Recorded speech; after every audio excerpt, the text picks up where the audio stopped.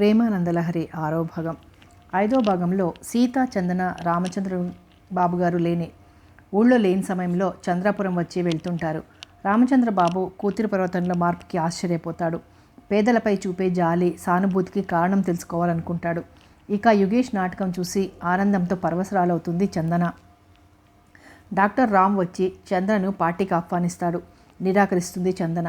ఎవరితో అనుబంధం ఏర్పడి తమందరినీ దూరంగా పెట్టిందో తెలుసుకొని తీరుతానని కోపంతో వెళ్ళిపోతాడు రఘురామ్. కథ కొనసాగుతుంది. పాపం, న్యాయానికి అపర ధర్మరాజువి నువ్వున్నావుగా తోడు. ఇక ఆటలో అన్యాయాలు జరగవు కానీ కూర్చోబావా అంటూ నాగేంద్రకు ఎదురుగా కూర్చుంది సీత బోర్డు ముందు. యుగేష్కు ఎదురుగా చందన కూర్చుంది. ఆ రోజు తను అసలు ఏమీ ఆడలేదు. క్యారమ్స్ ఆడటం తెలియనట్టే నటించింది. పొరపాటున ఒక ఆయన పడితే దానికే మహా సంబరపడిపోయేవాడు యుగేష్. వెల్డన్ చంద్ర అంటూ మెచ్చుకునేవాడు. వరుసగా 2 సార్లు తామే గెలవడంతో ఒళ్ళు మండిన సీత ఇక నేను ఆడను, బోర్గా ఉంది అంటూ బోర్డంతా కలిపి లేచింది. నాగేంద్రకు కోపం వచ్చింది. ఏంటా పిచ్చి పని, ఆడటం చేతకాక మద్దెల మీద ఓడన్నట్టు నీకు ఆడటం చేతకాక వాళ్ళు గెలుస్తున్నారని ఏడుస్తున్నావేం అన్నాడు నాగేంద్ర. నాకు చేత కాదు, మరి నీకు చేతనవుతుందిగా. ఒక్క బోర్డన్నా గెలవలేదేం పాపం. అయినా వాళ్ళు గెలిస్తే నాకెందుకు ఏడుపు. ఓడిపోయింది నువ్వు, గెలిచింది మా అన్నయ్య. నాకు బోరెత్తింది, అందుకని కలిపేశాను అంది. ఆహా, ఏమి నీ సమయస్ఫూర్తి? 2 వైపులా పదును నీకే అన్నమాట. వాళ్ళు గెలిస్తే మీ అన్నయ్య గెలిచాడు, అది నీకు ఘనత. మనం గెలిస్తే నువ్వే గెలిచావని నీకు ఘనత అంటున్న నాగేంద్ర మాటలకు నవ్వుతూ, అవును, ఎవరు గెలిచినా ఘనత నాదే, ఇప్పుడేమంటావు అంది నడుం మీద చేతులు వేసుకొని. ఇంకేమనగలవాడం దేవి, మమ్ము కరుణించి ఓ కప్పు తేనీరు ప్రసాదించితివేని మహాప్రసాదముగా భావించి ధన్యుణ్ణవుతాను అన్నాడు నాగేంద్ర స్టైల్గా తలవంచి. అంతా పెద్దగా నవ్వుతుండగా, అలాగే భక్త, 360 సెకండ్లలో నీ కోరిక నెరవేరుతుంది. అంతవరకు మా నామజపం చేస్తూ జన్మ తరింపజేసుకో అని చెప్పి కిలకిలా నవ్వుతూ లోనికి పరిగెత్తింది సీత. అంతా నవ్వుతూ కబుర్లలో పడ్డారు. అలా చంద్రాపురం వెళ్ళిన ప్రతిసారి నవ్వులతో ప్రేమానురాగాలు నిండిన మనుషుల మధ్య, మధురమైన అనుభూతుల మధ్య మరీ మరీ చూడాలనిపించే యుగేష్ కళ్ళలోని ఆకర్షణలో ప్రపంచంలో మరేది గుర్తుకొచ్చేది కాదు చందనకు. నిన్నటికి 2 రోజుల క్రితం రావాల్సిన యుగేష్ రాలేదని చాలా భయపడుతోంది. అన్నయ్య ఎప్పుడు ఇల్లు వదిలి వస్తాను అన్న రోజుకు రాకుండా ఉండలేదు. అలా ఉండాల్సి వస్తే చెప్పి పంపేవాడు. ఈసారి ఎందుకు రాలేదు అని సీత భయపడుతుంటే చందనకు కూడా అంతరాంతరాల్లో భయం పట్టుకుంది. అందుకే క్రితం రోజే వెళ్ళి వచ్చినా మళ్ళీ ఆ రోజు చంద్రాపురం వెళ్ళాలని మనసులో పదే పదే కోరిక కలుగుతోంది. సీత ఆ రోజు వద్దని ఆపు చేసింది. తను ఒంటరిగా వెళ్తానంది. మధ్యదారిలో ఎవరైనా చూస్తే ప్రమాదం. 1-2 సార్లు సీతను ప్రశ్నించిన వాళ్లకు సీత సమయానుకూలంగా సమాధానం చెప్పింది.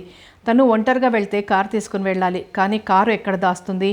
అలా దాచినా ఎవరైనా చూస్తే మళ్ళీ అది ప్రమాదమే. ఆ వార్త తండ్రికి చేరుతుంది. ఆలోచనల మధ్య నిద్ర పట్టలేదు చందనకు. తెల్లవార్లు యుగేష్ని గురించిన ఆలోచనలతోనే గడిపింది.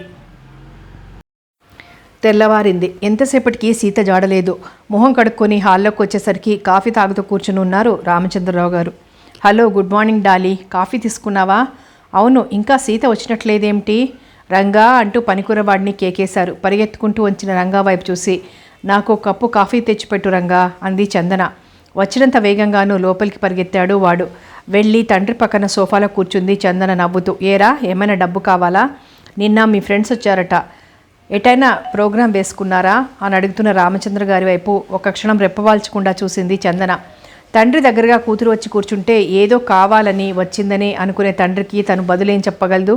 తండ్రిగా తను అడిగినంత డబ్బు ఇచ్చేస్తూ ఫ్రెండ్స్తో తిప్పితే ఆయన బాధ్యత తీరిపోతుందనుకుంటున్నారు. ఏనాడైనా ప్రేమగా తన పక్కన కూర్చోబెట్టుకొని అన్నం తినిపిస్తున్నారా? తన ఇష్టాయిష్టాలు ఏమిటని అడిగారా? ఆ మాటకొస్తే తండ్రిగా ఆయన తనకు చేసిందేముంది? ఎందుకు లేదు? అడిగినంత డబ్బు, అవసరానికి మించిన స్వేచ్ఛ ఇచ్చారు. తండ్రి కూతుర్లా ప్రేమగా తాము ఎప్పుడైనా మాట్లాడుకున్నారా? ఒకవేళ ఎప్పుడైనా ఓ మాట మాట్లాడినా ఫార్మల్గా మాట్లాడడమే. ఆప్యాయత కంటే ఆహాన్ని పెంచారు. ఆనందాలకు, అతి స్వల్పమైన ఆదరణలకు దూరమైన అంతస్తును పెంచారు. అవేవి తనకు అక్కర్లేదు ఇప్పుడు. తండ్రిగా ఇన్ని సంవత్సరాలుగా ఆయన చూపించిన ఆప్యాయత, ఆదరణ కొన్ని రోజుల పరిచయంతో ధర్మయ్య గారి దగ్గర తనకు లభిస్తున్నాయి. తన తల మీద చేయి వేసి అస్పష్టంగా ఆశీర్వదిస్తూ తన తలను గుండెలకు హత్తుకున్న ఆ వృద్ధుడి కళ్ళల్లోని ఓ నీటి బొట్టు విలువ కూడా చెయ్యని ఈ ఆస్తి అంతస్తు ఎందుకు? డాడీకి ఎందుకు డబ్బంటే ఇంత ప్రేమ? డబ్బుతోనే లోకమని, ఎందుకలా డబ్బు తన చుట్టూ చల్లి తనని అందులో బంధించాలని చూస్తారు? ఈ లోకంలో డబ్బు వల్ల పొందలేనివి ఎన్నో ఉన్నాయి. అలాంటప్పుడు ఈ డబ్బుకి ఎందుకు ఇంత విలువ? ఈ లోకంలో మనిషి ఎంత డబ్బైనా సంపాదించవచ్చు, కానీ ఎంత డబ్బైనా పోయిన మనిషిని సంపాదించలేదు. మనిషితోనే డబ్బుకు విలువ వచ్చింది. మనుషులే లేనప్పుడు ఆ డబ్బు ఎవరికి ఉపయోగపడుతుంది? దాని ఉనికి వల్ల ప్రయోజనం ఏముంటుంది? అలా మనిషి మీద ఆధారపడి మనిషి చేత సృష్టించబడిన డబ్బుకు మనిషి కంటే విలువ ఎక్కువలా ఉంటుంది? ఆలోచనలో పడ్డ చందన వైపు ఓ మారు చూసి పేపర్ పక్కన పడేస్తూ, ఏంటి ఆలోచిస్తున్నావు చందు అన్నారు రామచంద్రబాబు. ఉలిక్కిపడి ఈ లోకంలోకి వచ్చిన చందన, ఏం లేదు డాడీ, డబ్బుని గురించి ఆలోచిస్తున్నాను. పెద్దగా నవ్వారు రామచంద్రబాబు. హాలు ప్రతిధ్వనించింది ఆ నవ్వుతో. డబ్బుని గురించి నువ్వు ఆలోచించడం ఏమిటమ్మా? ఎంత కావాలో చెప్పు, నేను ఆఫీస్కి వెళ్ళగానే పంపిస్తాను. దానికి ఇంత ఆలోచన ఎందుకు? నువ్వు అడిగితే నేనెప్పుడు కాదన్నాను? అన్నట్టు డాలీ, మరో ముఖ్య విషయం. ఈ మధ్య నువ్వు చాలా మారిపోయావని, తమతో అస్సలు కలవడం లేదని, తను వచ్చినా సరిగ్గా మాట్లాడటం లేదని డాక్టర్ రఘురామ్ చాలా నొచ్చుకున్నాడు. రాత్రి నాకు ఫోన్ చేసి చాలా కష్టంగా మాట్లాడాడు. ఈ మధ్య నువ్వు పట్నం వెళ్ళినా వాళ్లను కలవడం లేదట, చాలా మారిపోయావని బాధపడుతున్నాడు. నిజమేనా? నిస్సంకోచంగా నిర్భయంగా బదులు చెప్పింది చందన. నిజమే డాడీ, ఎందుకో నాకు వాళ్లతో ఎటు వెళ్ళాలనిపించడం లేదు. జడ్జి గారు అబ్బాయి ఎన్నాళ్ళు ఉంటాడట ఇక్కడ? మళ్ళీ స్టేట్స్ ఎప్పుడు వెళ్తున్నాడో ఏమిటో కనుక్కున్నావా? సడన్గా టాపిక్ మార్చారు రామచంద్రబాబు. ఏమో, నేను అడగలేదు డాడీ, తడబడింది చందన. తండ్రి తను రఘురాం వాళ్లతో మాట్లాడకపోవడానికి కారణం జస్టిస్ గారబ్బాయి అనుకుంటున్నట్లుంది. ఇలాగైతే ఎలాగమ్మా? ఊరికే స్నేహాలు పెంచుకొని ప్రయోజనం ఏమిటి? అతని అభిప్రాయం కనుక్కుంటే ఈ వేసవిలో ఆ ముచ్చట కాస్త తీర్చేస్తాను. హనీమూన్కి అమెరికా వెళ్ళిపోవచ్చు, నువ్వు అతనితో పాటు. రఘురాంకు దూరంగా ఉంటున్నావంటే నాకేం కోపం లేదు. అన్నింటా జస్టిస్ గారబ్బాయి రఘురాం కంటే గొప్పవాడు. తండ్రి ప్రారంభించిన ఆ టాపిక్ ఎక్కడ పోయి ముగిసేదో, కానీ చందన ఆ టాపిక్ను సడన్గా కట్ చేసింది. ఓ డాడీ, అప్పుడే పెళ్ళంటూ నువ్వు కూడా అలా తొందరపడటం నాకేం నచ్చలేదు. నన్ను త్వరగా నీకు దూరంగా పంపించేయాలని చూస్తున్నావు కదూ అంది గారంగా. నో, అది కాదమ్మా. అవకాశాలు అన్ని వేళలా రావు. అవి వచ్చినప్పుడు అనుకూలంగా వినియోగించుకోవడం విఘ్నుల లక్షణం. అదృష్టం ఎప్పుడో ఒక్కసారి వచ్చి తలుపు తడుతుందట. వెంటనే తలుపు తీసి అదృష్టాన్ని ఆహ్వానించామా? ఆనందం వెల్లివిరుస్తుంది జీవితాన. ఏ కొంచెం ఆలస్యం చేసినా మనకందనంత దూరానికి అదృష్టం పారిపోతుంది. అందుకే అదృష్టాన్ని అందుకోవడంలో తొందరపడమంటున్నాను అంటూ పేపర్ పక్కన పడేసి లేచి తన రూమ్ వైపు వెళ్తున్న తండ్రి వైపే చూస్తూ కూర్చున్న చందన చాలాసేపు ఆలోచనల్లో మునిగిపోయి అక్కడే కూర్చుంది. తండ్రి చెప్పిన మాటలు మనసులో మెదులుతుంటే ఏమైనా తను కోరుకునే అదృష్టాన్ని అందుకోవడంలో ఆలస్యం చేయకూడదు అనుకుంది దృఢంగా. చందన తెల్లటి ముఖంలోకి ఒక్కసారిగా రక్తం పొంగింది. యుగేష్ ఆలోచనలతో గులాబీలా కందిన చెంపల మీద చేత్తో రాసుకుంటున్న చందన చెవుల్లోంచి వెచ్చటి ఆవిర్లు వస్తున్నట్లుగా అయింది. మున్నెన్నడూ కలగని వింత అనుభూతితో చిరునవ్వు పెదాల మీద విరిసింది. వెంటనే పరిగెత్తుకెళ్లి రూమ్లో బెడ్ మీద పడింది. యుగేష్తో గడిపిన క్షణాలు జ్ఞాపకంతోనే ఇంతగా స్పందింప చేతన గుండెలు. యుగేష్ తనవాడైతే ఆ ఆనందానికి తట్టుకోలేక ఏమిటి పాడు మనసు అసందర్భంగా ఆలోచించి ఆనందపు పొంగుపై నీళ్లు చల్లుతుంది. రేపు ఏమైనా సరే సీతతో పోట్లాడైనా చంద్రాపురం వెళ్ళాలి, యుగేష్తో మనసు విప్పి మాట్లాడాలి అన్నట్టు ఈరోజు సీత ఎందుకు రాలేదు? యుగేష్ ఊరు నుంచి వచ్చాడో లేదో, మరి సీత ఎందుకు రాలేదో? ఇలా ఎప్పుడూ తనకు చెప్పకుండా మానేయలేదు. రాకపోవడానికి ఈరోజు ఏం జరిగి ఉంటుంది? తనకెవరు చెప్తారు? ఆ రోజు సాయంత్రం వరకు అదే ఆలోచనతో సీత కోసం ఎదురుచూస్తూ గడిపిన చందన సాయంత్రం 6 గంటలకు మెల్లగా కారు తీసుకొని బయలుదేరింది. చంద్రాపురం వైపుగా సాదా వాయిల్ చీర కట్టుకొని ఊరి పొలిమేరల్లో ఉన్న మామిడి తోట పక్క నుంచి తీసుకెళ్లిన కారు చెరువు గట్ట పక్కనే ఉన్న డొంకలో తుమ్మ చెట్ల కింద ఆపుచేసింది. బాగా పక్కకు తీసి గుబురుగా ఉన్న చోట కృష్ణ తండ్రిని పురుగు ముట్టిన దగ్గర నుంచి చెరువు కట్ట పక్కన ఉన్న డొంక వైపు ఎవరూ నడవడం లేదని విన్నది. అప్పుడప్పుడు ఒకటే అలా ఎడ్లబండ్లు వస్తుంటాయి. వాళ్ళైనా పరీక్షగా చూస్తే తప్ప ఆ చీకట్లో కారు కనిపించదు. అదురుతున్న గుండెల్ని అరచేత పట్టుకొని వేగంగా చంద్రాపురం వైపు అడుగులు వేసింది. ఊళ్ళో కరెంటు ఉండటం వల్ల పెద్దగా శ్రమ అనిపించలేదు. 15 నిమిషాల్లో నగేష్ ఇల్లు చేరుకుంది. తలుపులు తెరిచే ఉన్నాయి. లోపల నుంచి మాటలు వినిపిస్తున్నాయి.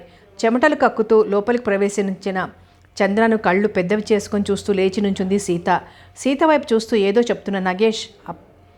చెప్తున్న యుగేష్ అప్రయత్నంగానే పెదాల మీదకు నవ్వు తెచ్చుకుంటూ, అరే చంద్ర, ఒక్కదానివే వచ్చావా? నీకెలా తెలిసింది? అన్నాడు నెమ్మదిగా లేచి కూర్చోడానికి ప్రయత్నిస్తూ. తలకు కట్టిన కట్టుతో మంచం మీద పడుకుని ఉన్న యుగేష్ వైపే రెప్పవాల్చకుండా చూస్తోంది చందన. ఆ చూపుల్లో బాధను గ్రహించిన సీత నెమ్మదిగా తన ఆశ్చర్యాన్ని కప్పిపుచ్చుకుంటూ, రా చందు, అక్కడే నిలబడిపోయావే అంటూ చందన చేయి పట్టుకొని యుగేష్ మంచం దగ్గరకు తీసుకొచ్చింది. మౌనంగా సీతను అనుసరించి వచ్చిన చందన యుగేష్ మంచం దగ్గర నేల మీదే కూర్చుండిపోయింది. అయోమయంగా చందన ముఖంలోని దీనత్వం చూస్తుంటే జాలేసింది యుగేష్కు. పర్వాలేదు సీత, ఇక చంద్ర ఒక్కతే మన ఊరు రాగలదన్నమాట అన్నాడు నవ్వుతూ వాతావరణాన్ని తేలిక చేద్దామని. అప్పుడే లోపలికి అడుగుపెట్టిన కాంతమ్మ చంద్రను చూస్తూనే, అమ్మాయ్యా వచ్చావా? ఇప్పుడే నాగు చేతైనా కబురు చేద్దామనుకుంటున్నాను. చూసావా ఎలా తల బద్దలు కొట్టారో? పుణ్యానికి పోతే పాపము ఎదురవుతుందంటారు. ఇదే కాబోలు. వీడేం రాత్రింబవళ్ళు నిద్ర లేకుండా నాటకాలు వేసి నలుగురిని ఉద్ధరిద్దామనుకుంటాడు. నాటకాలలో నీతులు బోధిస్తే విని మనుషులు మారేటట్లుంటే ఇంకా ఇన్ని అన్యాయాలు ఎందుకుంటాయి అంటే వినడు. వాడి మతమే వాడిది. ఫలితం చూడు ఎంత దారుణంగా ఉందో. ప్రెసిడెంట్ను విమర్శిస్తూ మాట్లాడాడని డ్రామాలో ఆ ఊరి ప్రెసిడెంటు వీడి తల బద్దలు కొట్టించాడట అంటూ అసలు విషయం చందనకు కళ్ళు తుడుచుకుంటూ చెప్పింది. చందన పక్కనే కూలబడింది కాంతమ్మ. నువ్వు కబురు చేసావే సీత? అమ్మాయికి ఎలా తెలిసింది? నేనెవరినమ్మా, నాకెందుకు కబురు చేస్తారు? నేనే పొద్దుటి నుంచి సీత రాకపోతే నిన్ననే రావాల్సిన వాళ్ళ అన్నయ్య రాలేదని భయపడుతోంది. ఎందుకు రాలేదో ఎలా ఉందోనని వచ్చాను. చందన గొంతులో నిష్ఠూరంతో పాటు రుద్దమవడంతో కళ్ళల్లోకి ఉబికి వచ్చిన నీటిని కింద పడకుండా చటుక్కున ముఖం తిప్పేసుకుంది వాళ్ళకి కనిపించకుండా. అమ్మో అంత కోపమే చంద్ర, నేను భరించలేను సుమా. నీకు కబురు చేయకపోవడం తప్పే. పొద్దుటే వెళ్తానన్న సీతను నేనే ఆపాను, అనవసరంగా గాబరా పడతావని. చిన్న దెబ్బ దీనికి వీళ్ళు రాద్ధాంతం చేసి బస్తీ తీసుకెళ్ళి ఆ నాగేంద్రగాడు పెద్ద బ్యాండేజ్ చుట్టించాడు. అసలు రహస్యం తెలుసా? ఈ బ్యాండేజీ విప్పడం మొదలు పెడితే ద్రౌపది వస్త్రాపహరణం సీన్లో చీరలు వచ్చినట్టే అలా బ్యాండేజ్ క్లాత్ వస్తూనే ఉంటుంది అంటూ నవ్వుతున్న యుగేష్ మొహంలోకి చూసిన చందన కళ్ళు నీటిలోని చేపల్లా మిలమిలా మెరుస్తుండగా కిసుక్కున నవ్వింది. అంత జరిగిన నాటకాల బుద్ధి పోయిందేమో చూడమ్మా అంది కాంతమ్మ చేపట్టుకొని చందన. అది అంతేనమ్మా, వాడు మారడు. వాడి మనసుకు తోచింది మనం ఎన్ని చెప్పినా హుష్కాకి అని ఊదేస్తాడు గాలిలోకి అంటూ యుగేష్ వైపు చూసింది.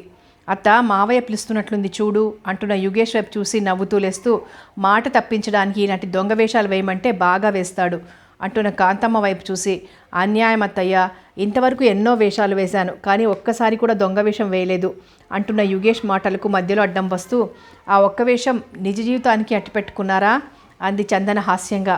అది నీ దగ్గరే నేర్చుకోవాలి. నవ్వుతూ అన్న యుగేష్ మాట సూటిగా తగిలింది చందనకు. మౌనంగా కూర్చుండిపోయింది.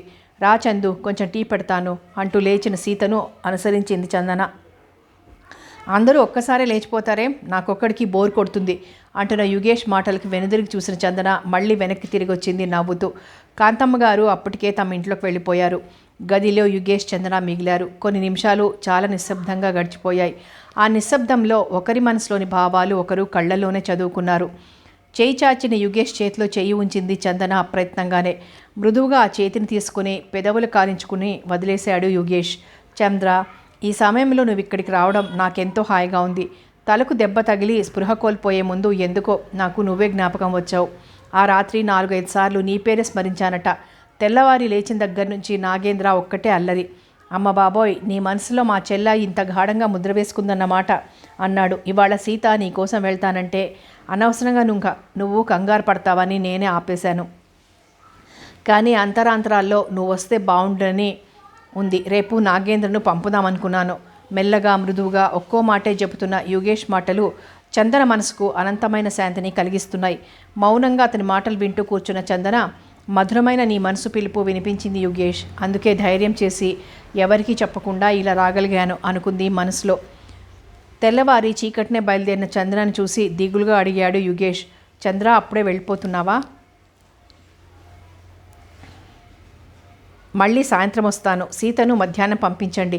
నిన్న చందన గారు ఊరెళ్తామని చెప్తుంటే విన్నాను. సీత వస్తే ఈ నెల జీతం తీసుకొని అలాగే ఓ 4 రోజులు సెలవు అడిగి రావచ్చు. చందన గారు లేకపోతే నాకు పనేం ఉండదు. నాన్నకు చెప్పేసి వస్తాను. ఏం మరి వెళ్ళనా అంటూ కళ్ళలోకి చూస్తున్న చందన వైపు చూస్తూ మెల్లగా తల ఊపాడు యుగేష్. పొలిమేర వరకు పంపిస్తానన్నయ్య అంటున్న సీతతో, దారిలోనేగా నాగేంద్ర ఇల్లు, పిలుచుకొని వెళ్ళు, చంద్రను పంపొస్తాడు అంటున్న యుగేష్ వైపు చూసి నవ్వుతూ, నాకు దారి తెలుసు, అన్నయ్యను ఎందుకు శ్రమ పెట్టడం, వస్తాను అంటూ ముందుకు నడిచిన చందనను అనుసరించింది సీత మౌనంగా. ఇంట్లో ఇద్దరూ తీరిగ్గా మాట్లాడుకునే అవకాశమే దొరకలేదు. వచ్చిన దగ్గర నుంచి నువ్వు అన్నయ్య మంచం వదిలి రాలేదు. అంతా నీ చుట్టే కూర్చున్నారు. ఒక్కదానివి ఎలా వచ్చావు చందు? నీకింత ధైర్యం ఎలా వచ్చింది అంటున్న సీత చెయ్యి తన చేతిలోకి తీసుకుంటూ, నాకే తెలీదు సీత, నువ్వు రాకపోయేసరికి ఏమైందో, యుగేష్ వచ్చాడో రాలేదో అన్న ఆందోళనతో రోజంతా పిచ్చిగా ఆలోచించాను. ఇక ఆగలేక అలాగే నిన్న సాయంత్రం కార్ తీసుకొని బయలుదేరి వచ్చేసాను. డాడీతో కూడా చెప్పలేదు. కార్ తీసుకొని వచ్చావా? డాడీకి చెప్పకుండా వచ్చావా? చందు, నువ్వు మంచి పని చేయలేదు. ఎవరైనా నీ కారు చూస్తే, మీ డాడీ నీకోసం వెతికితే. భయంగా చందన వైపు చూస్తున్న సీత ముఖంలోకి చూస్తూ, భయపడాల్సిన పని లేదు సీత, ఎవ్వరికీ కనిపించకుండా పెట్టాను కారు. డాడీకి చెప్పి రాకపోయినా ఆయన అంతగా భయపడరు. కాకపోతే ఫ్రెండ్స్ ఇంటికి ఫోన్ చేస్తారు. అందుకే చీకటినే బయలుదేరాను. తెల్లవారేపాటికి నా బెడ్రూమ్లో కనిపిస్తాను. రాత్రి పిక్చర్కి వెళ్ళి లేట్గా వచ్చాను డాడీ అని చెప్తాను అంటూ నవ్వుతున్న చందన వైపు విచిత్రంగా చూసింది. అన్నీ మనం ఊహించినట్లు జరగవు చందు. ఎప్పుడూ ఇలా ఆలోచించకుండా తొందరపడకు. ఏం పర్వాలేదు సీత, అంతగా భయపడాల్సిందేమీ లేదు. ఈరోజు కాకపోతే రేపైనా తెలిసే విషయమే కదా. డాడీ తెలుసుకోవడానికి తొందరపడితే త్వరగా లైన్ క్లియర్ చేస్తాను. నువ్వు మాత్రం మీ అన్నయ్యతో చెప్పి మధ్యాహ్నానికి వచ్చేసాయి అంటూ కారు దగ్గరికి వెళ్ళి చుట్టూ చూసి డోర్ ఓపెన్ చేసి కారులో కూర్చొని సరున రివర్స్ చేసి సీతకు చెప్పి వేగంగా తమ ఎస్టేట్ వైపు కారు పోనిచ్చింది. వెళ్ళిపోతున్న కారు వైపు చూసి దీర్ఘంగా నిట్టూర్చి పాక వైపు అడుగులు వేసింది సీత. ఎస్టేట్ చేరిన కారు తోట దాటిన తర్వాత పార్క్ చేసి నెమ్మదిగా తమ బిల్డింగ్ వైపు అడుగులు వేసిన చందన గేటు తాళం తీసి ఉండటం చూసి తేలిగ్గా గాలి పీల్చుకుంది. చీకటి ఇంకా పూర్తిగా పోలేదు. గేట్ తీసుకొని మెల్లగా లోపల అడుగుపెట్టిన చందన వైపు అప్పుడే వాకిలి చిమ్ముతున్న రామి ఎదురుగా వచ్చింది. ఓ వెర్రి నవ్వు నవ్వి, కారు రిపేర్ అయింది అని అది అడగని ప్రశ్నకు సమాధానం చెప్పి గబగబా తన గది వైపు వెళ్ళింది చందన. లోపలికి వెళ్ళగానే నైట్ గౌన్ తీసుకొని తగిలించుకొని బెడ్ మీద పడుకుంది. మరో 10 నిమిషాల్లో నిద్రపోయింది. రాత్రి సరిగ్గా నిద్రలేకపోవడం, తెల్లవారుజామునే లేవడంతో బెడ్ మీద పడుకోగానే నిద్ర పట్టేసింది చందనకు. 8 అవుతుండగా ఫోన్ ఆగకుండా మోగడంతో విసుగ్గా ఫోన్ ఎత్తింది. బద్ధకంగా దిండున అనుకొని పడుకొని కళ్ళు మూసుకుని హలో అంది. హాయ్ చందు, ఇల్లు చేరావన్నమాట. రాత్రి ఎక్కడికి వెళ్ళావే? మీ డాడీ తెగ కంగారు పడుతూ ఫోన్ చేశారు రాత్రి 1 గంటకు. మేము అదిరిపోయామంటే నమ్ము. ఇంతకీ ఎటు చెక్కేశావేం? డాడీకి కూడా చెప్పకుండా. కనీసం నాకైనా చెప్పకూడదా? మీ డాడీకి అనుమానం రాకుండా ఆపేదాన్ని అంటూ ఆపకుండా మాట్లాడుతున్న వసంత మాటలతో పూర్తిగా మత్తు వదిలిన చందన, అబ్బా ఏం చేయను వసంత, ఫ్రెండ్స్ అంతా కలిసి పిక్చర్కి వెళ్ళాం. Night show. కరెంట్ పోయి సినిమా మళ్ళీ ప్రారంభించేటప్పటికి 11 అయింది. తీరా పిక్చర్ వదిలి ఇంటికి బయలుదేరేసరికి దారిలో కారు ట్రబుల్ ఇచ్చింది. అక్కడి నుంచి లెఫ్ట్ రైట్ కొట్టి ఇల్లు చేరేసరికి 3 అయింది అంటున్న చందన మాటలు మధ్యలోనే కట్ చేస్తూ, పోనీలే ఎలాగో ఇల్లు చేరావు కదా. రాత్రి మీ డాడీ కంగారు చూసి యశ్పాల్ని తీసుకొని మన ఫ్రెండ్స్ అందరి ఇళ్లకు తిరిగాను. డాక్టర్ రఘురామ్ కూడా మాతో పాటు తిరిగాడు పాపం. కానీ ఎవరిని అడిగినా మాకు తెలీదన్నారు. వసంత మాటలు వింటూనే చందన గుండెలు జారిపోయాయి. ఎంతో నేర్పుగా తను అల్లి చెప్పిన కథ వట్టిదేనని నాకు తెలుసులే అని ఇండైరెక్ట్గా హింట్ ఇచ్చింది వసంత. ఇక వసంతకు ఏం చెప్పాలో తెలియక, ఓకే మళ్ళీ ఫోన్ చేస్తాను, డాడీ లేచినట్లున్నారు అంటూ రిసీవర్ పెట్టేసింది. వెంటనే గబగబా లేచి ముఖం కడుక్కొని అలాగే స్నానం కూడా పూర్తి చేసి హాల్లోకి వచ్చింది. అప్పుడే లేచి ఫోన్ దగ్గరకు వెళ్ళబోతున్న రామచంద్ర, గుడ్ మార్నింగ్ డాడీ అన్న మాట విని దిగ్గున తిరిగి చూశారు. ఓ క్షణం అలాగే నిలబడిపోయారు. ఫ్రెష్గా అప్పుడే విరిసిన పారిజాతంలా చిరునవ్వు నవ్వుతూ ఎదుటి నుంచున్న చంద్రను నమ్మలేనట్టు చూశారు. అంతలోనే తేరుకుంటూ, గుడ్ మార్నింగ్ డాలీ. ఏమిటి రాత్రి ఎన్ని గంటలకు వచ్చావు? ఇంట్లో చెప్పకుండా వెళ్ళావంటే 10 గంటలకల్లా వచ్చేస్తావేమో అనుకున్నాను. నైట్ షో టైం కూడా రాకపోతే ఎటైనా పిక్నిక్ వెళ్ళి ఉంటావు ఫ్రెండ్స్తో అనుకున్నాను. కారు కూడా తెచ్చినట్లేదు, ఎక్కడ వదిలేసావు అన్నారు చాలా మామూలుగా. ఆయన కంఠంలో ఏమాత్రం మార్పు లేదు. కించమెత్తు కూడా చందన రాత్రి ఇల్లు చేరినందుకు భయపడ్డట్లు తెలియడం లేదు. ఏదో క్యాజువల్గా అడగాల్సిన ప్రశ్నలు అడిగారు, కానీ వాటికి సమాధానాలు కూడా ఆశించినట్లు లేదు. వసంత్కు చెప్పిన కథే శ్రద్ధగా తండ్రికి చెప్పింది. కారు తోట దగ్గర ఉన్నట్లు చెప్పింది. ఓకే, యశ్పాల్ స్టేట్స్ ఎప్పుడు వెళ్తున్నాడో కనుక్కున్నావా? నేను ఫ్యాక్టరీకి వెళ్ళిన తర్వాత మెకానిక్ని పంపుతాను. మధ్యాహ్నం ఫ్లైట్లో ఢిల్లీ వెళ్ళాలి. మరో 4-5 రోజుల వరకు రాను.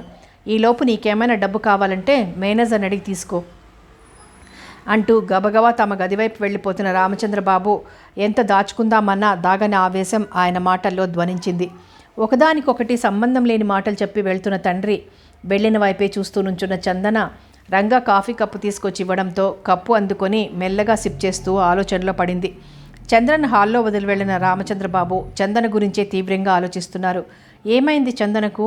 ఫ్రెండ్స్ ఎవరికీ తెలియకుండా ఎక్కడికి పోయింటుంది? తను ఇన్నాళ్ళు చందన గురించి చాలా మారిపోయింది చందన. మాతో కలవడం లేదు అంకుల్. ఈ మధ్య ఆవిడకు కొత్త ఫ్రెండ్స్ దొరికారు. మమ్మల్ని అందరినీ మర్చిపోయింది అని డాక్టర్ రఘు ఎన్నిసార్లు చెప్పినా పట్టించుకోలేదు. పైగా ఫారెన్ రిటర్న్డ్ యశ్పాల్తో స్నేహం పెంచుకోవడానికి రఘురామ్ను దూరం చేసిన చందన తెలివితేటలను మనసులోనే మెచ్చుకుంటూ అతనికి సర్ది చెప్పుకున్నాడు. కానీ రాత్రి వసంత చెప్పిన మాటలతో చందన యశ్పాల్ వచ్చిన తర్వాత ఒక్కసారి కూడా తమ ఇంటికి వచ్చిందని, ఆ తర్వాత ఫోన్ కూడా చేయలేదని తెలియడంతో చందన మీద విపరీతమైన కోపం వచ్చింది. తనని మభ్యపెట్టి పిక్నిక్ అంటూ ఈ మధ్య డాక్టర్ రామ్కు కూడా తెలియకుండా ఎక్కడికి వెళ్ళుంటుంది. ఆలోచనలతోనే స్నానం టిఫిన్ పూర్తి చేసుకొని అంబాసిడర్ బయటకు తీసి ఫ్యాక్టరీ వైపు బయలుదేరారు. 2 నెలల తర్వాత మెకానిక్ షెడ్ నుంచి పొద్దుటే వచ్చిన అంబాసిడర్ మెత్తగా సాగిపోతుంది రోడ్డు మీద. రామచంద్రబాబు తలలో ఆలోచనలు మాత్రం గజిబిజిగా సాగుతున్నాయి. క్రితం రాత్రి ఇంట్లో పనివాళ్ళందరి దగ్గర ఎంక్వైరీ చేయగా తేలిన విషయాలు, డాక్టర్ రఘురామ్ చెప్పిన విషయాలు సమన్వయించి చూసుకుంటే ఈ మధ్య చందన సీతతో బాగా చనువుగా ఉంటుందని తెలిసింది. ముందు దాన్ని పనిలో నుంచి తీసివేయాలి. దాని ద్వారానే ఫ్యాక్టరీ విషయాలు చందనకు తెలిసి ఉండాలి. లేకపోతే ఆ కూలి వెధవల విషయంలో చందు ఇంత జోక్యం ఎందుకు తీసుకుంటుంది? తను ఇన్నాళ్ళు కళ్ళు మూసుకొని జరుగుతున్నదేది గమనించలేదు. నిన్నటికి నిన్న తోటమాల్ నర్సయ్య నెల జీతం తనకు మట్టుకే తీసుకున్నాడని, కొడుకు రామోకు తీసుకోలేదని మేనేజర్ చెప్పేంత వరకు వాడు పనిచేయడం లేదు, పట్నమెళ్ళి చదువుతున్నాడన్న విషయం తనకు తెలీదు. మేనేజర్ అడిగితే వాడు పని చేయనన్నాడు బాబు. బలవంతాన చెప్పినా వినలేదు, అందుకే స్కూల్కి పంపాను అని చెప్పాడట. అప్పుడే ఈ చర్యతో చందుకు భాగముండి ఉంటుందన్న అనుమానం వచ్చింది. సీత గురించి డాక్టర్ రామ్ చెప్పిన మాటల్ని బట్టి చాలా పొగరబోతు అని అర్థమైంది. ఇన్ని అనర్థాలకు మూలం సీతే అయితే ముందు చంద్రను మళ్ళీ మామూలుగా ఫ్రెండ్స్తో కలిసేటట్టు చెయ్యాలి. అలా వినని పక్షంలో డాక్టర్ రామ్కు కేసు అప్పచెప్పక తప్పదు. అన్నీ అతనే చూసుకుంటాడు. సీతను దారిలోంచి తొలగించి చంద్రను దారికి తేవాల్సిన బాధ్యత అతని మీద పెడితే సరి. అవును, అందుకు డాక్టర్ ఒక్కడే సమర్థుడు. అతనికి చెబితే తను ఢిల్లీ నుంచి తిరిగి వచ్చేసరికి కేసు సాల్వ్ చేస్తాడు. వచ్చిన తర్వాత మిగతా సమస్యల్ని గురించి ఆలోచించవచ్చు. ఈలోపు తను చందు దగ్గర బయటపడకూడదు. తొందరపడి ఓ నిశ్చయానికి వచ్చిన రామచంద్రబాబు ఫ్యాక్టరీలో ప్రవేశించారు. హలో, అవతల స్వరం వినగానే ఉత్సాహంగా పలికారు రామచంద్ర.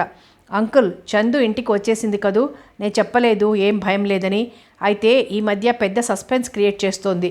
ఆ దొరికిన కొత్త ఫ్రెండ్స్ ఎవరు చెప్పకుండా యశ్పాలేమో అనుకున్నాను, కానీ అతను కాదని రాత్రి తెలిసింది. అతనికి మ్యాచ్ రెడీగా ఉందట. అమెరికాలోనే ఓ ఇండియన్ గర్ల్ ఫ్రెండ్ను సంపాదించాడట. అడగకుండానే యశ్పాల్ గురించి న్యూస్ కూడా తెలిసిపోవడంతో చిన్నగా నవ్వుతూ, మరి నువ్వేమిటోయ్ రామ్, నీ గర్ల్ ఫ్రెండ్స్ ఎవరో కూడా తెలుసుకోకుండా తిరుగుతున్నావు. నువ్వు చెప్పిన మాటల్ని బట్టి ఈ మధ్య నాకు చందు ప్రవర్తన చూస్తుంటే అనుమానంగానే ఉంది. ఫ్రెండ్స్ అని చెప్పేది ఆ బురదగుంటలో పడి ఉన్న అలగా జనాన్ని గురించేనేమో అనిపిస్తోంది. నువ్వన్నట్టు ఇన్నిటికీ కారణం ఆ సీత అయి ఉండాలి. అది నిన్న ఆ రోజు కూడా అవమానించిందని చెప్పావు. అది కాకుండా అది నిన్న ఈరోజు కూడా పనిలోకి రాలేదు. రేపటి నుంచి రావద్దని చెప్తాను. దాన్ని తీసేస్తే సగం పీడ వదిలిపోతుంది. ఉన్నట్టుండి చందన ఇలా మన అంతస్తుకు ఏ రకంగానూ సరితూగని వాళ్లతో స్నేహాన్ని పెంచుకోవడం చూస్తే నాకు చాలా బాధగా ఉంది. నువ్వు నాకు సాయం చేయాలోయ్. Yes uncle, with pleasure. I'm at your service అన్నాడు రామ్ అతి వినయంగా శ్రద్ధగా. రామచంద్రబాబు మాటలు వింటూ, రామ్, నీకు తెలుసు చందన నాకు ఒక్కగానొక్క కూతురు. ఈ ఎస్టేట్ అంతటికి ఏకైక వారసురాలు. అది సుఖంగా ఉండాలి, సర్వ సౌభాగ్యాలతో తులతూగాలనేదే నా జీవితాశయం. లక్షలు సంపాదించాను. ఈ మధ్య చందు చేసిన అవకతవక పనుల గురించి వింటుంటే ఇలాగే చూస్తూ ఊరుకుంటే ఉన్నదంతా ఆ దరిద్రులకు దోచిపెట్టి దిక్కులేని దవుతుందేమోనని భయంగా ఉంది. పువ్వులా పెరిగిన చందు ముళ్ళ కంచె లాంటి ఆ అలగా జనం మీద జాలి, సానుభూతి అంటూ స్నేహం ప్రకటిస్తే చివరకు ఆ ముళ్ళన్నీ కలిసి పువ్వును కప్పేసే ప్రమాదం ఉంది. వింటున్నావా రామ్? ఎస్ అంకుల్, శ్రద్ధగా వింటున్నాను, చెప్పండి. మరేం లేదు, ఈ రోజు నుంచి చందన బాధ్యతను నీకు అప్పచెప్తున్నాను. ఆస్తిని చందనను దక్కించుకుంటావన్న నమ్మకం నీ మీద నాకు పరిపూర్ణంగా ఉంది. ఎలాగైనా చందన ఎవరితో అంత చనువుగా తిరుగుతుందో తెలుసుకొని ఆ స్నేహాలు కట్ చేయి. ఈరోజే నేను ఢిల్లీ వెళ్తున్నాను. రాగానే మీ వివాహానికి మంచి రోజు చూసి ముహూర్తం నిర్ణయిద్దాం. 4 రోజులు చందన ప్రతిచర్యను పరిశీలించు. అలాగే uncle, thank you very much uncle. ఆ పైన ఆనందంతో మాటలు పెగల్లేదు డాక్టర్ రఘుకు. ఆ మధ్యాహ్నమే బయలుదేరి ఢిల్లీ వెళ్ళిపోయారు రామచంద్రబాబు. తండ్రికి ఇంట్లో చెప్పకుండా వెళ్ళినందుకు కొంచెం కష్టంగా ఉన్నట్లుంది. థ్యాంక్ గాడ్, 4 రోజులు మళ్ళీ బయటకు వెళ్తే తండ్రి ఏమంటారోనన్న భయం లేదు. ఎప్పుడూ తన రాకపోకల్ని గురించి అంతగా పట్టించుకోని డాడీ ఈ మధ్య తనను కొంత అబ్జర్వ్ చేస్తున్నారా అనిపిస్తోంది. తను జాగ్రత్తగా ఉండటం అవసరం. డాడీకి ఏమాత్రం అనుమానం కలిగినా వెంటనే తను ఎవరితోనూ కలవకుండా కట్టడి చేయగలరు. అలాంటి అవకాశం ఆయనకి ఇవ్వకూడదు. తమ అంతస్తుకు చిన్నవాళ్ళంటే వాళ్లతో మాట్లాడటాన్ని, వాళ్లతో స్నేహం చేయడాన్ని వ్యతిరేకించే డాడీ తమకంటే అన్ని విధాలా తక్కువైన యుగేష్ను తను వరుస్తున్నానని చెప్తే సంతోషపడి తమ పెళ్లి చేస్తారనేది కలలో మాట. అదేదో డాడీకి తెలియకుండానే జరగాలి. అలా జరిగిన తర్వాత ఆయన ఏం చేయలేరు. ప్రస్తుతం డాడీ ఢిల్లీ వెళ్ళిపోవడంతో లైన్ క్లియర్ అయింది. 4 రోజులు హాయిగా చంద్రాపురంలో యుగేష్ సన్నిధిలో 4 క్షణాలా గడిపేయవచ్చు. ముందు యుగేష్ త్వరగా కోలుకోవాలి. తమ ముందు నవ్వుతూ కబుర్లు చెప్తున్న తల మీద తగిలిన గాయం బరువు చేసి రాత్రంతా బాధపడ్డాడు పాపం. ఇప్పుడు ఎలా ఉన్నాడో. ఇంకా ఈ సీత రాదేమిటి అంటూ బుట్ట నిండా ఉన్న కమలాల్లోంచి ఓ డజన్ కమలాలు, ఓ 6 డజన్ యాపిల్స్ తీసి ఓ ప్లాస్టిక్ బుట్టలో వేసింది. సీత ఊరుకుంటే ఆ బుట్టలు తీసుకెళ్లాలని ఉంది. కానీ దాంతో తన రహస్యం బయటపడకూడదు. సామాన్యులు ఊహించడానికి భయపడేంత ఖరీదైన పళ్ళని అన్నీ ఒక్కసారిగా తను తీసుకెళ్తే ఎక్కడివన్నీ అనుమానమైనా వస్తుంది.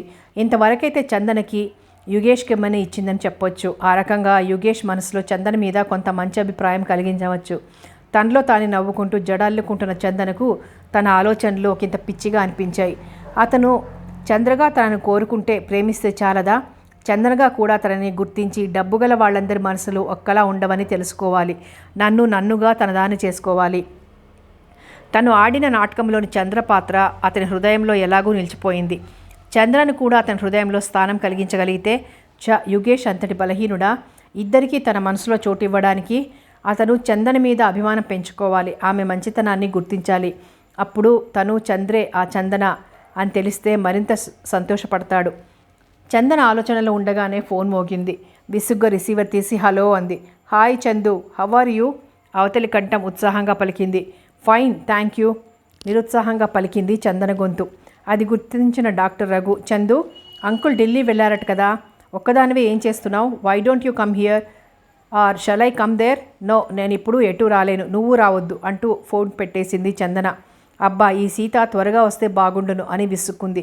అంత క్రితమే మేనేజర్కు ఫోన్ చేసి డబ్బు తెప్పించింది. అవసరం పడితే ఉంటుంది. సీత జీతం డబ్బు కూడా తన దగ్గరే దాచింది. మేనేజర్ చెప్పాడు, మేడం సీత వస్తే ఫ్యాక్టరీకి పంపండి అని. ఎందుకు? జీతం ఇవ్వమని చెప్పారు అయ్యగారు. నాకు డబ్బు ఇవ్వడానికి ఎలాగో వస్తారుగా, అప్పుడే తీసుకొచ్చి నాకు ఇవ్వండి, నేను ఇస్తాను. ఈ నెల నుంచి అందరికీ జీతాలు పెంచమని చెప్పాను, గుర్తుందా? గుర్తుందండి. కానీ ఏమిటి కానీ?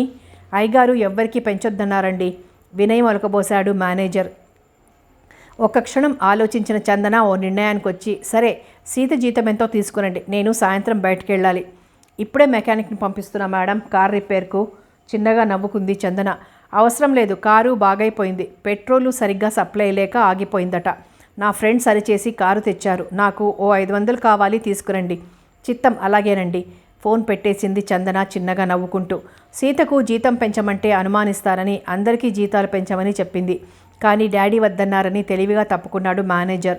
తను జీతం తీసుకొని దాంతో మరికొంత కలిపి ఇస్తే సరి. ఈ రోజు నుంచి జీతం పెరిగిందని సీతకు చెప్పొచ్చు. అన్నట్లు యుగేష్కు ఓ జరీ పంచే లాల్చీ క్లాత్ తీసుకోవాలి. తనిస్తే తీసుకుంటాడా? ఏం అతనిస్తే తను తీసుకోలేదు? చంద్ర బదులు తీర్చుకుంటున్నావా అని అడిగితే పాడు మనసు, అన్నీ సందేహాలే. తన వేలు తెగితే బంగారం లాంటి కొత్త పంచి చింపి కట్టుకట్టాడు.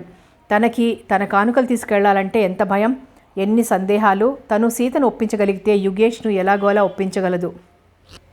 ఈ డాక్టర్ రాకముందే సీత వస్తే బావుండును. తను రావద్దని చెప్పినా అతను అంతటితో వదులుతాడని నమ్మకం లేదు. పైగా అంకుల్ ఊరు వెళ్ళారు కదా అంటున్నాడు. అంటే డాడీతో మాట్లాడి ఉంటాడు. వస్తే పట్నం వెళ్ళి రాముకి హాస్టల్ ఫీజు కట్టి కావలసినవన్నీ కొనుక్కొని రావచ్చు. అశాంతిగా హాల్లోంచి గేటు దగ్గరకు నడిచింది చందన. దూరంగా సీత రావడం కనిపించడంతో సంతోషంగా లోపలికెళ్ళింది. 4 రోజులకు సరిపడా బట్టలు ముందే సర్ది ఉంచింది చందన. సీత రాగానే తండ్రి ఊరెళ్ళిన న్యూస్ చెప్పి తను చంద్రాపురం బయలుదేరుతున్నట్లు చెప్పింది. ముందే ఊహించిన సీత చిన్నగా నవ్వింది. కారు తీసుకుని సీతను తీసుకుని ఎస్టేట్లోని తమ బిల్డింగ్ చేరుకున్నారు. ఇల్లు చేరేసరికి డాక్టర్ రఘురాం వచ్చి రెడీగా ఉన్నాడు. అతను నా సమయంలో ఎదురు చూడని చందన ముఖం చిట్లించుకుంది. హల్లో అంటున్న రఘురాంకు బదులైన చెప్పకుండా సీతతో పాటు తన గదిలోకి వెళ్ళింది. మనసంతా చిరాగ్గా అయింది. సీత చేతిలో యుగేష్ కోసం చందన కొన్న బట్టల ప్యాకెట్, పళ్ళు ఉన్నాయి. అన్నీ లోపల వద్దు సీత, నేను ఆ డాక్టర్ను పంపి వస్తాను అంటూ బయటకు నడిచింది చందన ఇష్టంగానే. హాల్లో కూర్చుని ఉన్న డాక్టర్ ముఖం మాడి ఉంది. తనంతట తాను పలకరించాల్సింది పోయి ఇంటికి వచ్చిన వాడిని తను పలకరిస్తే కూడా సమాధానం చెప్పకుండా లోపలికి వెళ్ళిన చందన మీద కోపంగా ఉంది. అయినా తను తొందరపడితే వ్యవహారం చెడుతుందని ఏం చందు, షాపింగ్కి వస్తున్నట్లు చెప్తే నేను ఇంత దూరం వచ్చే శ్రమ తప్పేది కదా, అక్కడే కలుసుకునేవాడిని. ఏంటో అంత అర్జెంట్ పని? సూటిగా అడిగిన చందన వైపు ఒక క్షణం చూసి, అంటే పనులుంటే తప్ప నిన్ను చూడటానికి రాకూడదన్నమాట. అది కాదు, పనుంటే తప్ప నువ్వు రావని నాకు తెలుసు చందు. నువ్వు నన్నింతేనా అర్థం చేసుకుంది? అంతకంటే ఎక్కువ అర్థం చేసుకోవాలనుకోవడం లేదు నిన్ను, మిస్టర్ రఘురామ్. ఏమిటి ఒక్కసారి అంత దూరం చేసి మాట్లాడుతున్నావు చందు? నీకేమైంది ఈ మధ్య? ఏమీ కాలేదు. ఇకపోతే నువ్వు కూడా నన్ను మర్యాదగా పిలవడం నేర్చుకుంటే మంచిది. నా పేరు చందన, చందు కాదు. ఆల్ రైట్, నీకెలా ఇష్టమైతే అలాగే పిలుస్తాను డియర్. Shut up. ఇప్పుడే చెప్పాను నీ అతి చనువు తగ్గించుకోమని. డాక్టర్ రఘురామ్ చెవులు ఎర్రబడ్డాయి. అతి ప్రయత్నం మీద కోపం నిగ్రహించుకున్నాడు. ఓకే ఓకే, మరి అంత కోపం ఎందుకు చందు? సారీ చందన అంటున్న డాక్టర్ వైపు అసహించుకుంటూ చూసింది చందన. ఎంత సిగ్గులేని వాడతడు. ఎంత నిర్లక్ష్యంగా మాట్లాడినా, అవమానించినా ఏం మాత్రం పౌరుషం లేదేమతనికి. అంతలో చందన రూమ్లో నుంచి వంటగది వైపు వెళ్తున్న సీతను చూసి, ఏమైనా ఈ మధ్య నీకు పనివాళ్లతో స్నేహాలు పెరిగి మమ్మల్ని పూర్తిగా మర్చిపోయావు. షాపింగ్ కూడా వాళ్లనే వెంటేసుకుని వెళ్తే వాళ్ళు నెత్తికెక్కుతారు. Mister, mind your own business. సరే నీ ఇష్టం. అరగంట నుంచి నీ కోసం వెయిట్ చేస్తున్నాను. పద. ఇవాళ మంచి ఇంగ్లీష్ పిక్చర్ రిలీజ్ అయింది సిటీలో. సారీ, నేను ఇప్పుడు ఎటూ రాను. ఇప్పుడే వచ్చాను సిటీ నుంచి. మళ్ళీ వచ్చే ఓపిక లేదు. తలనొప్పిగా ఉంది. తెచ్చిపెట్టుకున్న మృదుత్వంతో సమాధానం చెప్పింది చందన. ఇంతలో రంగా 2 కప్పులతో కాఫీ తీసుకొచ్చి టీపాయ్ మీద పెట్టాడు. నాకొద్దు రంగా, తీసేయ్ అంది చందన. అరే, తలనొప్పిగా ఉందన్నావుగా, తీసుకో అని. కాఫీ ఇవాళ నువ్వు తెచ్చావేమిట్రా? ఆ సీత ఏం చేస్తోంది? పార్వతమ్మ దగ్గర కూర్చున్నారండి, వినయంగా సమాధానం చెప్పి వెళ్ళిపోయాడు రంగా. కాఫీ కొద్దిగా సిప్ చేసి, సీతకు ప్రమోషన్ వచ్చినట్లుంది నీ స్నేహంతో. చందన కళ్ళలోకి చూసి మాట మధ్యలోనే వదిలేశాడు. కాఫీ తాగి లేచి నుంచుంటూ, సరే అయితే నేను వెళ్తున్నాను, మళ్ళీ కలుస్తాను, రెస్ట్ తీసుకో అంటున్న డాక్టర్ వైపు చూసి చిన్నగా నవ్వుతూ తల ఊపింది. తొందరగా వదులుతున్నందుకు సంతోషంగా ఉంది చందనకు. చందన ముఖంలోని ప్రసన్నతకు కారణం గ్రహించిన డాక్టర్ ముఖం ఎర్రబడింది. ఒకప్పుడు తను వస్తున్నాడంటే ఎంత హడావుడిగా ఎదురొచ్చేది. తను అడగకుండానే కట్టలు కట్టలు డబ్బందించేది పార్టీలు అరేంజ్ చేయమని. ఇంత నిర్లక్ష్యంగా ఒక్కసారిగా ఎలా మారిపోయింది? ఇంతటికీ మూల కారణం ఆ బ్లడీ సీత. ముందుగా దాని పొగరు అణచాలి. పోర్టికోలో ఓ పక్కగా ఆపి ఉంచిన స్కూటర్ తీసుకుని సిటీ వైపు వేగంగా పోనిచ్చాడు రఘురామ్. డాక్టర్ అలా వెళ్ళగానే సోఫాలోంచి లేచి చందన, సీత హరియప్ అంటూ కేకేసింది. పార్వతం దగ్గర కూర్చున్న సీత దిగ్గున లేచి చందన గది వైపు వెళ్ళింది. ఈ మధ్య చందన సీతతో బాగా చనువుగా తిరగటమే కాకుండా ఇంట్లో పార్వతమ్మతో, పనివాళ్లతో కూడా చాలా మామూలుగా దయగా మాట్లాడుతూ ఉండటంతో ఈ మార్పుకు కారణం సీతేనని అందరికీ సంతోషంగా ఉంది. సీత మీద మరింత అభిమానం పెరిగింది అందరికీ. మరికొంచెం సేపటికి చందన కోరికపై చందన ఊరెళ్తున్నట్టుగా 4 రోజుల వరకు రారని అందరికీ ప్రకటించింది సీత. ఫ్రెండ్స్ మరికొంతసేపటికి అంతా తమ తోట దగ్గర ఉంటారని, సీతను తీసుకొని తను అక్కడికి వెళ్ళి వాళ్ళని కలుసుకుంటానని, సీత అటునుంచి అట్టే వాళ్ళ ఊరెళ్తుందని, మరో 4 రోజుల వరకు రానక్కర్లేదని పార్వతమ్మతో చెప్పి నమ్మించింది చందన. సీత ప్లాస్టిక్ బుట్ట, ఓ సంచి వెంటబెట్టుకొని నడిచొస్తుంటే మామూలుగా చిన్న హ్యాండ్ బ్యాగ్ పట్టుకొని నడిచి వెళ్తున్న చందన వైపు విచిత్రంగా చూసినా మరోలా ఊహించలేకపోయింది పార్వతమ్మ. బ్యాగ్ ఊపుతూ వెళ్తున్న చందనలో పెద్ద మార్పేం లేదు. తోటలోకి వెళ్ళగానే యథాప్రకారం తను మొదటిసారి వెళ్ళినప్పుడు కట్టిన లంగా ఓణి వేసుకుని జడ బిర్రుగా బిగించి కుచ్చులు వేసుకుంటున్న చందనాన్ని చూసిన సీత చిన్నగా నవ్వుతూ, ఇప్పుడు బాబాయ్ వస్తే ఏం చేస్తావు అంది. ఏం చేస్తాను? మీ పెద్ద అబ్బాయి దగ్గరికి వెళ్తున్నాను, ఆశీర్వదించామంటాను కొంటెగా నవ్వుతూ అంటున్న చందనాన్ని చూసి, నీకు భయం లేకుండా పోయింది చందు. ఇప్పటికీ నా గుండెలు అదురుతున్నా, ఎవరైనా చూసి గుర్తిస్తారేమోనని. పోదు, అంత భయపడితే జీవితంలో ఏం సాధించలేం. కొన్ని అందమైన అనుభూతుల కోసం అందమైన అబద్ధాలు ఆడాల్సి వచ్చినా భయపడకూడదు. ఎందుకంటే ఈ అబద్ధాల వల్ల ఇతరులెవరికి నష్టం లేదు, తప్పు లేదు. పద, మరీ పొద్దుగూకితే నడవడం కష్టం అంటూ సంచి చేతిలోకి తీసుకొని అందమైన చిన్న హ్యాండ్ బ్యాగ్ ఆ ముతక సంచిలో కుక్కి ముందుకు అడుగులు వేస్తున్న చందనను అనుసరించింది సీత. ఎంతటి అనురాగమై ఈ చందు, తమ కోసం ఎంత శ్రమ పడుతోంది. కాలు కింద పెట్టాల్సిన పనిలేని చందనకి ఏమవసరం ఆ డొంక రోడ్డంట నడవటానికి? అన్నయ్య మీద అంతులేని అనురాగాన్ని పెంచుకుంది. అన్నయ్య తల మీద తగిలిన దెబ్బ చూసి ఎలా చలించిపోయిందో. తన తోడు లేకుండా ఒంటరిగా చంద్రాపురం వచ్చింది. ఇంతటి ప్రేమమూర్తి హృదయంలో చోటు చేసుకోగలగడం అన్నయ్య అదృష్టం. కానీ ఏమూలో భయం లేకపోలేదు. అన్నకు చంద్రిక చందనగా తెలిసిన రోజున ఆ షాక్కు తట్టుకోగలడా? రామచంద్రబాబు కూతురిగా ఆమె మీద పెంచుకున్న భావాన్ని మార్చుకోగలడా? ఒకవేళ అన్నయ్య మనసు మార్చుకోగలిగినా రామచంద్రబాబు వారి వివాహానికి సమ్మతించడం కలలోని మాట. మరి దీనికి పరిష్కారం కాలమే నిర్ణయించాలి. ఎవరి ఆలోచనల్లో వాళ్ళుండి ఇద్దరూ పెద్దగా మాట్లాడుకోలేదు. అయినా ఇద్దరికీ తెలుసు అవతలి వాళ్ళ మనసులో భావాలేమిటో. దారి పొడుగుతా చందన కూడా యుగేష్ని గురించే ఆలోచిస్తోంది. చందన సీత ఇల్లు చేరేసరికి నాగేంద్ర, నరేంద్ర, యుగేష్ మంచం దగ్గర కూర్చుని ఏవో కబుర్లు చెప్తూ నవ్విస్తున్నారు. ఇంతలో లోపలికి అడుగుపెట్టిన సీతను, చంద్రను చూసిన యుగేష్ మెల్లగా దిండు మీద పైకి జరిగి కూర్చుని నవ్వుతూ చూశాడు చందన వైపు. అతని కళ్ళలో మెరిసిన ఆనందపు తళుకుని చూసి వెనుతిరిగిన నాగేంద్ర, ఓ చెల్లం వచ్చిందా, ఏమిటేమిటో చాలా తెస్తున్నట్లున్నారు అన్నాడు నవ్వుతూ. నీకోసం మట్టుకు కాదులే అంటూ లోపలికి వెళ్తున్న సీతను అనుసరిస్తూ, నా కోసం తెస్తే నువ్వే తేవాలి, చెల్లాయి ఎందుకు తెస్తుంది, పద కొంచెం టీ నీళ్లు పడేశాను, పోయి ముందు గ్లాసులో నీళ్లు పోసి ఆ పనేదో నువ్వు చూసుకో అంటూ పెరట్లోకి నడిచాడు నాగేంద్ర. నాగేంద్ర ఖాళీ చేసిన స్టూల్ మీద యుగేష్ మంచం దగ్గర కూర్చున్నాడు. చిన్నగా నవ్వుతూ అడిగింది, ఇప్పుడు ఎలా ఉంది, ఇంకా నొప్పిగా ఉందా? నో, నిన్ను చూసిన తర్వాత కూడా ఇంకా నా దగ్గరకు ఉండడానికి దానికి ఎన్ని గుండెలు, నిన్ను గుమ్మంలో చూస్తూనే అది దొడ్డిదారిన పారిపోయింది అంటూ నవ్వుతున్న యుగేష్ మాటలకు సిగ్గుగా నవ్వింది చందన. అన్నయ్య, నేను పారిపోతున్నాను, దొడ్డిదారిన వెళ్ళాలంటే ఇప్పుడు అక్కడ ఇబ్బందేనా, ఏం చేయాలి, ఎందుబోదు అంటూ రాగయుక్తంగా పాడుతున్న నరేంద్ర మాటలకు యుగేష్, చందన పగలబడి నవ్వారు. ఏడ్సావిలే, కూర్చోరా, మరి కొంచెంసేపట్లో తిట్లతో కలిపిన టీ తీసుకొస్తుంది సీత. టీ తాగడానికి ఓ టైము లేదు పాడు లేదు అంటూ దండకం చదువుతుంది. నేను బుద్ధిగా కూర్చుంటాను, నాకేం తెలీదు, వాళ్లే తీసుకుంటారు, నువ్వు నాకు 50-50 తీసుకోండి అంటూ నవ్వుతూ అన్న యుగేష్ మాట పూర్తి కాకుండానే లోపలికి వచ్చిన నాగేంద్ర, మీ చెల్లెలు అన్నలిద్దరిని వదిలి ఆ 100 నాకే పెట్టింది, టీ తెస్తుంది మీకు అన్నాడు చిన్నబుచ్చుకున్న ముఖంతో.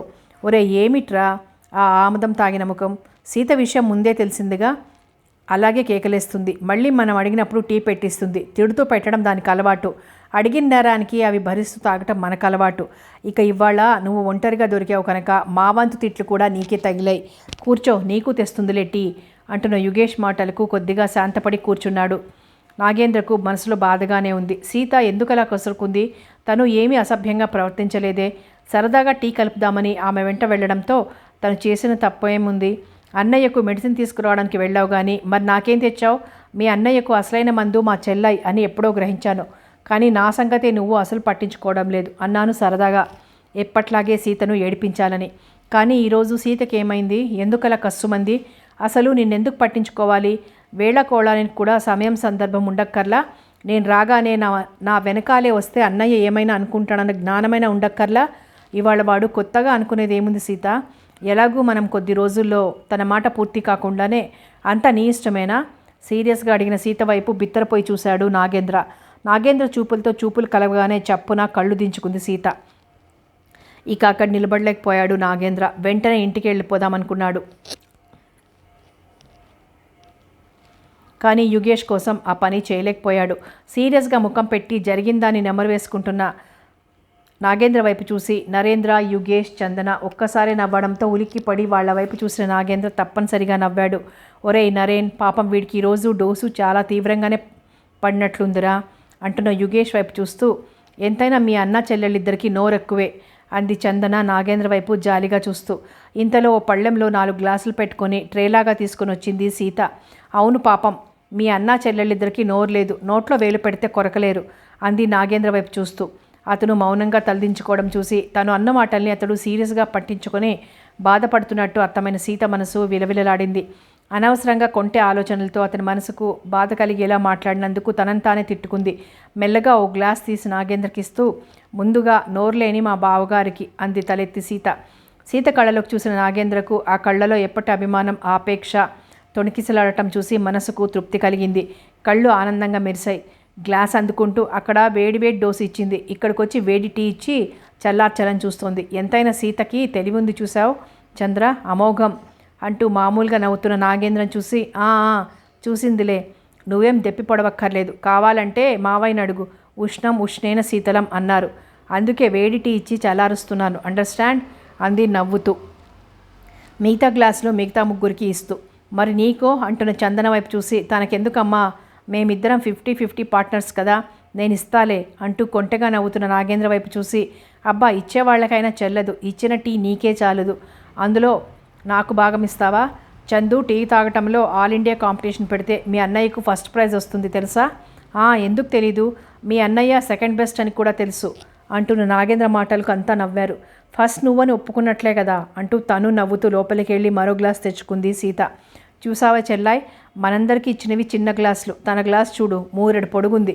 అందరినీ అంటుంది కానీ మాకు టీ పెట్టినప్పుడల్లా ఆ గ్లాసులో టీ తాగుతుందంటే ఫస్ట్ ఎవరో చెప్పకుండానే ఊహించవచ్చు అంటూ నవ్వుతున్న నాగేంద్ర దగ్గరకు వచ్చి, ఛీ ఎందుకలా అబద్ధాలు ఆడతావు, చూడు నా గ్లాసులో ఎన్నున్నాయో, నువ్వు తాగే దాంట్లో సగం కూడా లేవు అంది బొంగమూతి పెట్టి సీత. పాపం నిజమే, నేను కొంచెం పోయినా అంటూ గ్లాస్ వంపబోతున్న నాగేంద్ర వైపు చిరుకోపంగా చూస్తూ, ఛీ ఏమొద్దు ఎంగిల్ టీ అంటున్న సీత వైపు చూసి, ఎంగిల్ కాకపోతే కావాలన్న మాటేగా అంటూ నవ్వుతున్న చందన వైపు, నువ్వు కూడా నేర్చావు మాటలు అంది నవ్వుతూ సీత. సహవాస దోషం అంటున్న చందన మాటకు అంతా నవ్వారు. ఆహ్లాదంగా ఉన్న ఆ వాతావరణంలో యుగేష్ తన బాధ మర్చి మనస్ఫూర్తిగా వాళ్ళ కబుర్లు వింటూ ఆనందిస్తున్నాడు. నరేంద్ర కూడా నాగేంద్ర సీతల జోక్స్ వింటూ నవ్వుతున్నాడు. చందనకు 2 రోజులు చాలా హాయిగా గడిచిపోయాయి.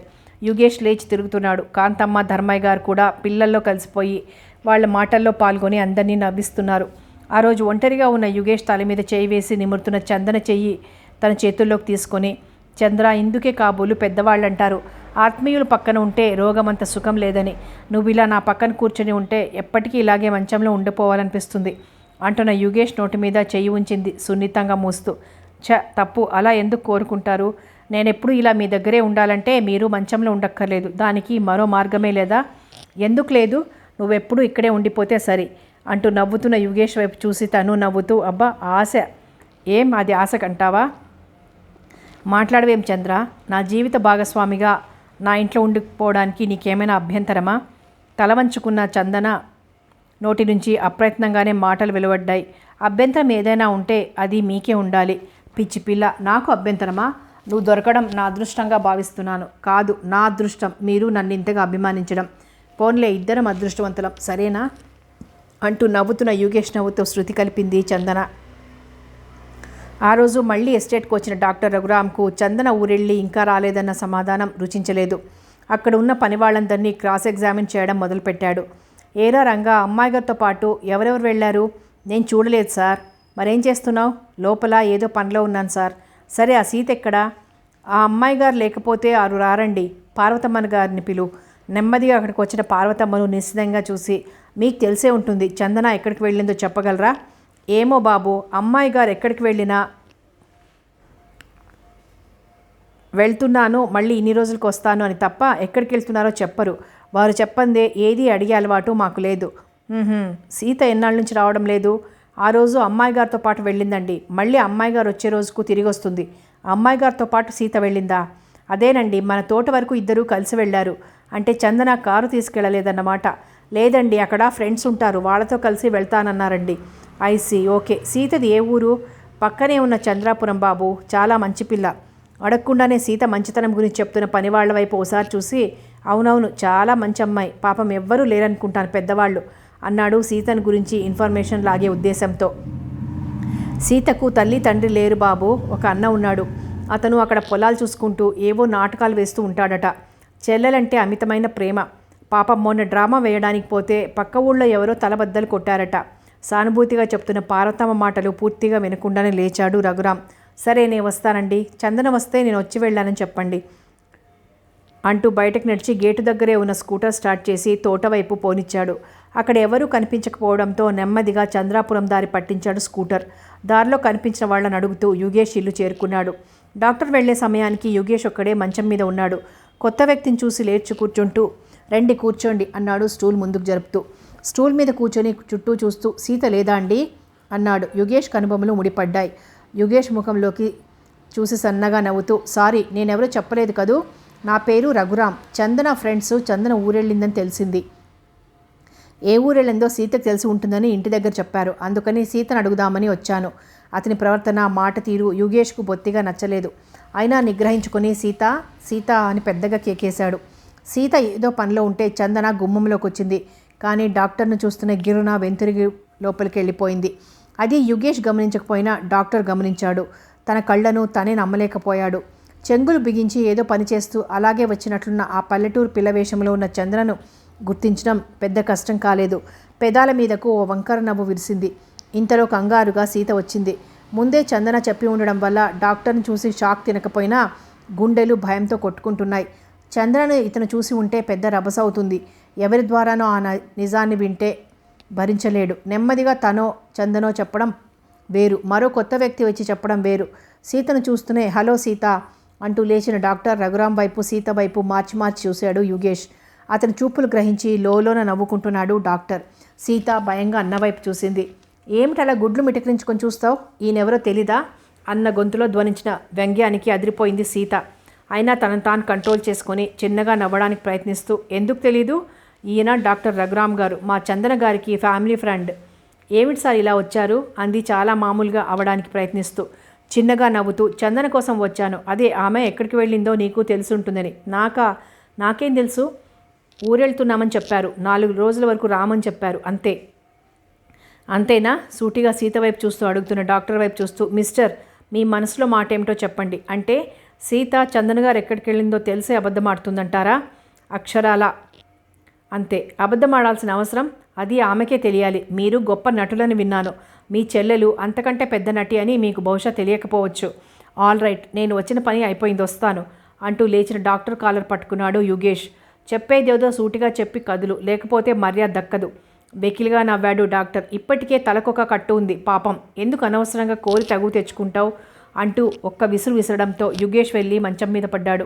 యుగేష్ లేచే లోపలే డాక్టర్ వెనక్గా వచ్చిన నాగేంద్ర డాక్టర్ రెక్కలు వెనక్కి విరిచిపట్టుకొని, బావా మన ఊరికి కొత్త ముఖంలా ఉందే, ఏమిటి తిని ధైర్యం, ఇంట్లోకి వచ్చి నీ మీదకు యుద్ధానికి వస్తున్నాడు, 2 ఇవ్వమంటావేమిటి, జన్మలో మర్చిపోకుండా ఇస్తాను అంటున్న నాగేంద్ర తన చేతుల్లో నుంచి తప్పించుకోవడానికి గింజుకుంటున్న డాక్టర్ను ఉద్దేశించాడు అన్నాడు. మనది ఉక్కు శరీరం బ్రదర్, అంత తేలిగ్గా తప్పించుకోలేవు. బావ నీరసంగా ఉన్నాడు కనుక బ్రతికిపోయావు. అన్యాయంగా ఎవరి జోలికి పోము, ఎవరైనా మా మీదికి వస్తే వదిలేయం. ఇంతకు నీ ట్రబుల్ ఏమిటో చెప్పు అంటున్న నాగేంద్ర దగ్గరికి వస్తూ, బావా అతను వదిలే, నేను చెప్తాను అంటూ బ్రతిమలాడుతున్న సీతను చూసి డాక్టర్ చేతులు వదిలేశాడు ఆశ్చర్యంగా. సీత చేతులు ఉడిపించుకున్నాడు డాక్టర్. సీత, నువ్వు మీ అన్న కలిసి ఆడిన నాటకం రామచంద్రబాబుకు తెలిసిన రోజున మీరెక్కడుంటారో ఆలోచించుకో అంటూ ఇంకేదో వాగబోతున్న డాక్టర్ను ఒక్క తోపు తోశాడు నాగేంద్ర వేగంగా. పోరా, రామచంద్రబాబు గొప్పలు నీ గొప్పలు విని ఇక్కడ బెదిరే వాళ్ళు ఎవ్వరు లేరు. బయటికి పోతావా, 4 తగలనీయమంటావా అంటూ పిగిడికిలి బిగించాడు. కథ కొనసాగుతుంది.